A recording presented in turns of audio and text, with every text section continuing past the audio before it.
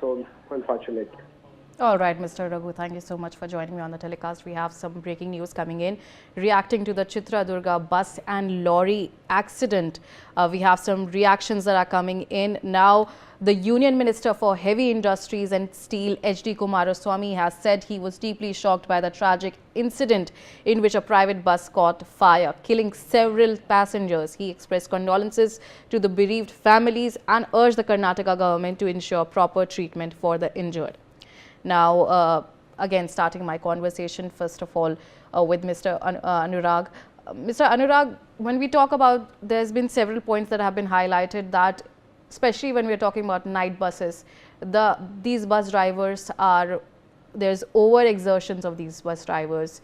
Sometimes they take a route and after that, without taking rest, again, they take another route as well. They start another journey. This is less about the fact that the burden or the onus falls on the drivers, but instead on the owners as well.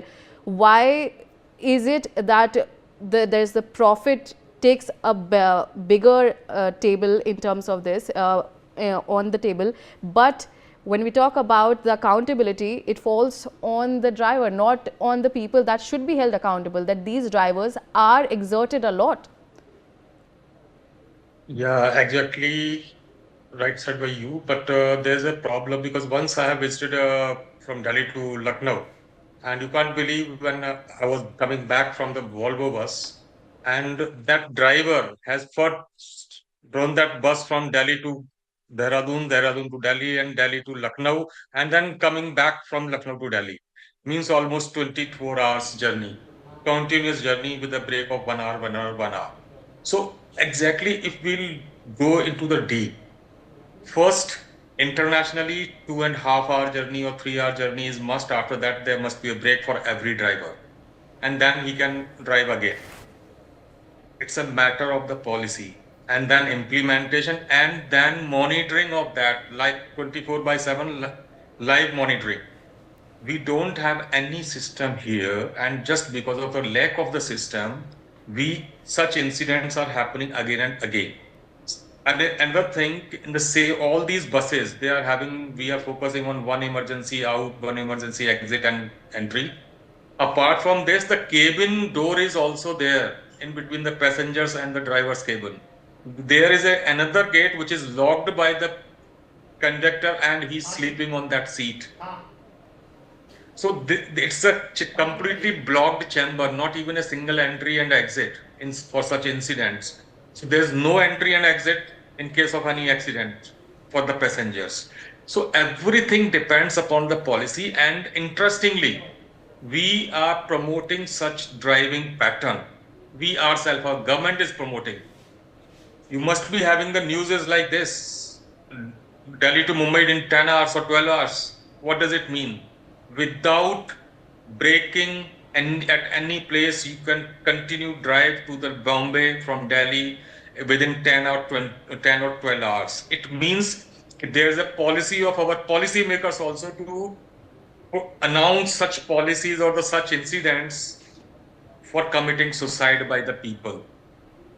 So if we follow all these rules and regulations, no doubt we are in a commercialized world, and we are producing innovative methods for attracting the people, maybe in any manner.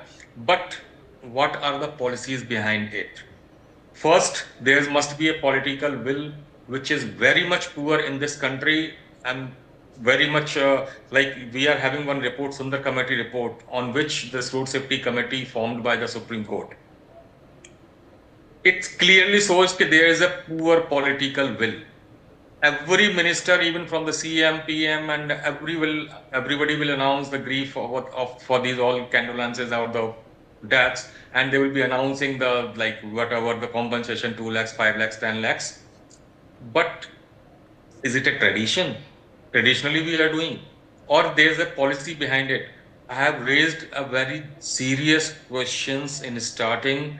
We don't have the policy, and the implementer, these RTOs, ARTOs, the entire transport department, hardly they are having less than 50% technical persons who are passing these vehicles.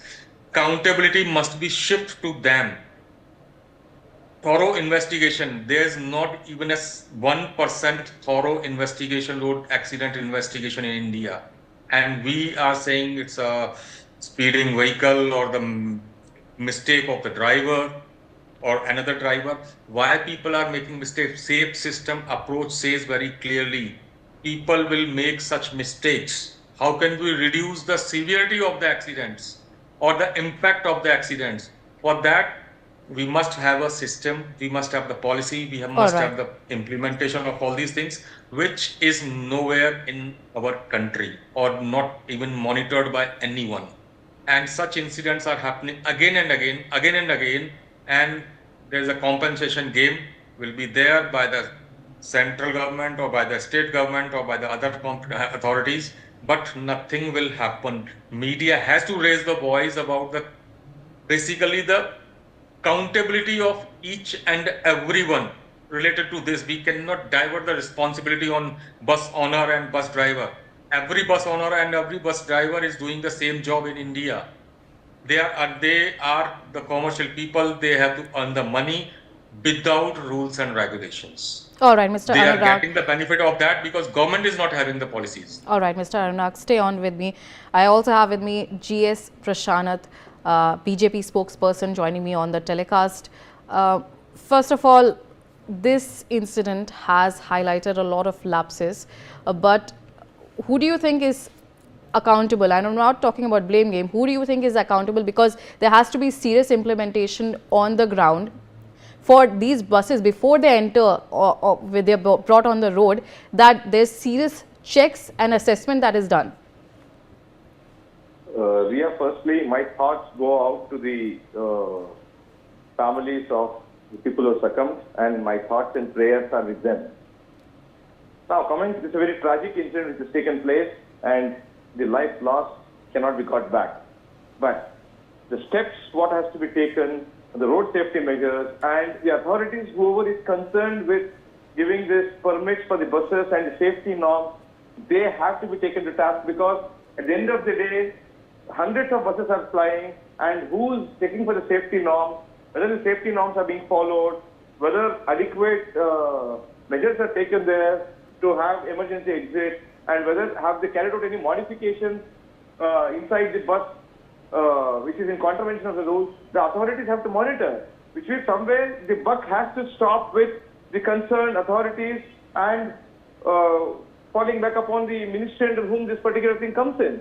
Because unless there is a top-down approach wherein the ministers direct the authorities and ministers take responsibility, saying that they are for the people and ensure that these things don't recur, I think we will only see many more of this coming in, because everybody is indulging in this,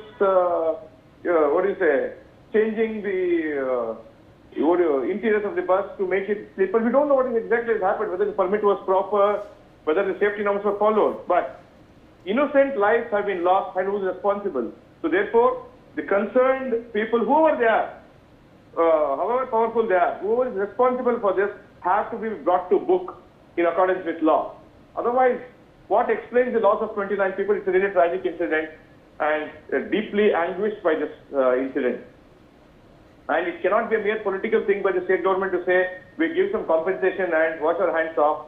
They need to get into the root of the matter to find out what was the cause and what led to it ultimately. Even if there's a long drawn process, I only hope that the government wakes up and does its duty well.